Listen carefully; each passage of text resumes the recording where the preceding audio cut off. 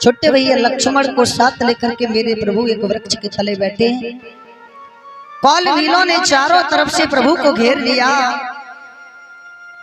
और देख रहे हैं कितने सुंदर हैं, कितनी अच्छी छवि सूरत है, लेकिन भगवान कोई शब्द नहीं बोलते हैं। सब कौल भीलों ने एक बूढ़े से भील के लिए पास में बुलाया, कहा तुम कुछ बोलो, हम इनकी बाणी सुनना चाहते हैं, कैसे बोलते हैं। एक बूढ़े से कौल भील ने कहा, प्रभु हम तुम्हारी लायक तो नहीं है, लेकिन हमारा मन चाहता है कि हम तुम्हें कुछ खिलाएं पिलाएं, हमारा मन चाहता है हम तुम्हारी सेवा करें। लक्ष्मण जी कहने लगे, जब बोलना नहीं आता तो क्यों बोलते हो। कहने लगे, प्रभु करें क्या, हमारा जो मन है वो अब हमारे कब्जे में नहीं है, हमारी यही इच्छा है कि हमारे साथ चलो, का खिलाएं का पिलाएं, कहाँ पे आसनी लगाएं। भगवान कहने लगे, भैया मैं वनवास में आया हूं, अगर मैं तुम्हारे पास रहूंगा तो वनवास नहीं होगा। उसी वृक्ष तर प्रभु के बिछौने लगा दिए, सीता मैया को लगा दिया, एक लक्ष्मण भैया को लगा दिया, एक प्रभु को लगाए। सब कौल भील उसी वृक्ष के आसपास बैठ जाते हैं। लक्ष्मण जी खड़े हैं।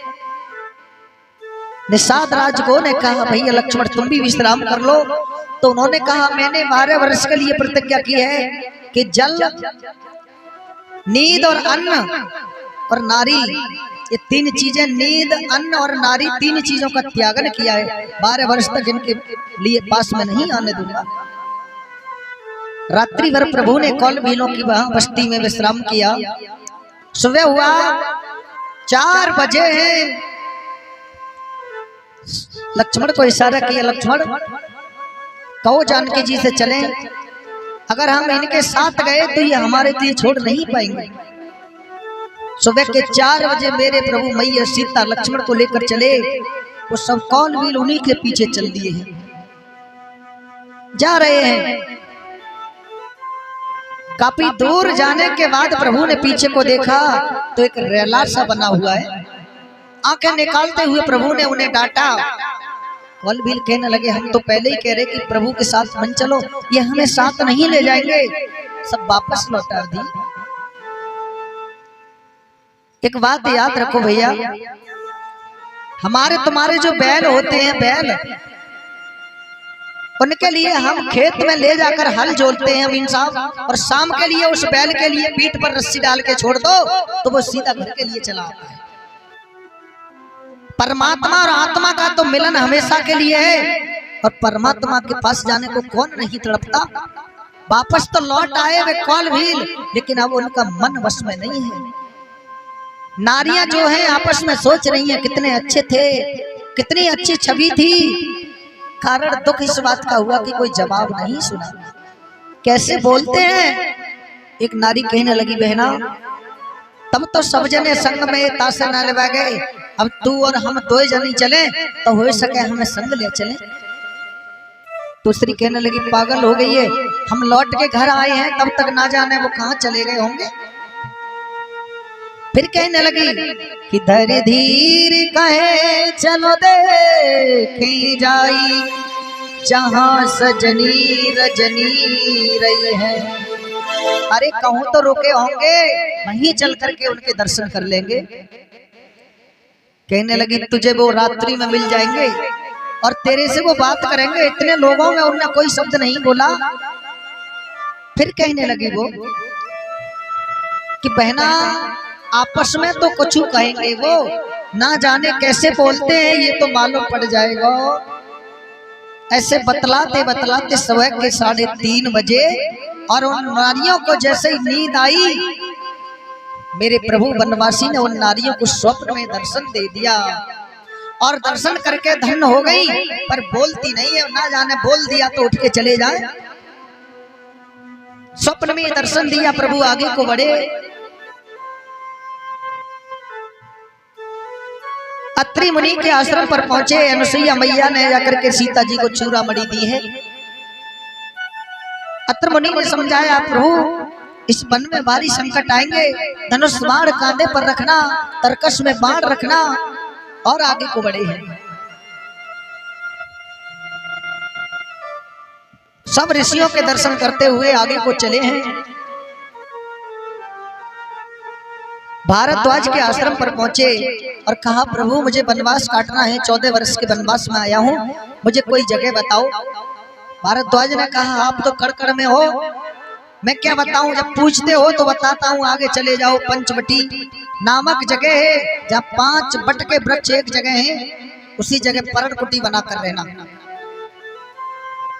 आज प्रभु आगे को चले हैं।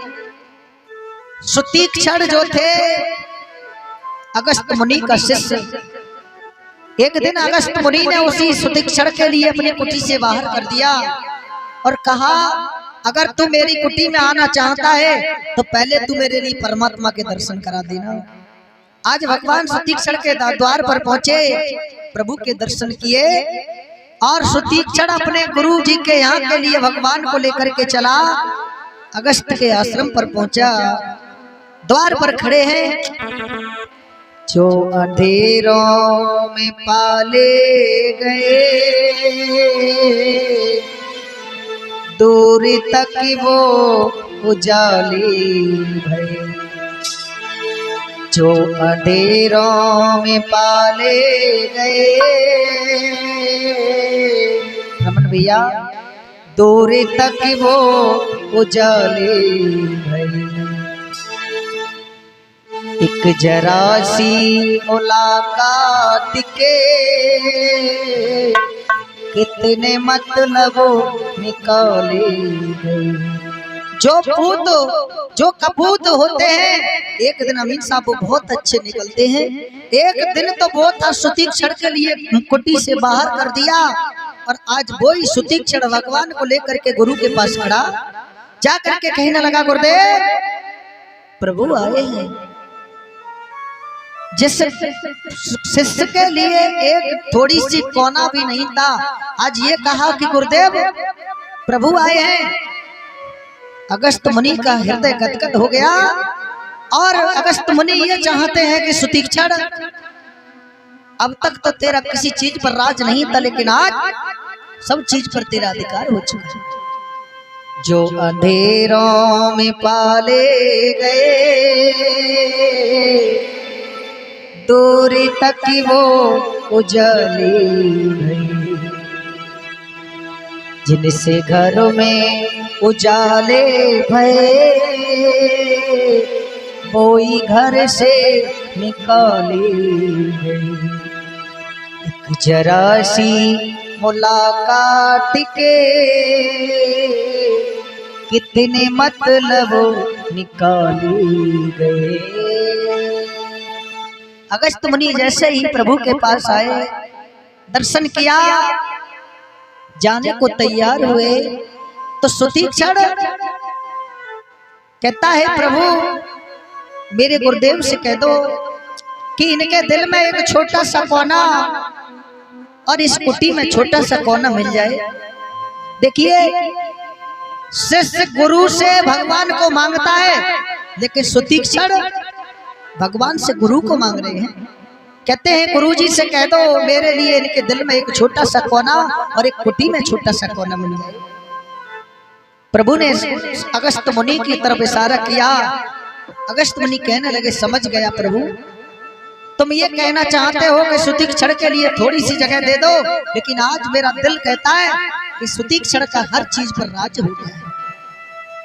जाने को हुए अगस्त मुनि कहने लगे, गुरुदेव अब इस जख्म के लिए कुछ मरहम तो देते जाओ।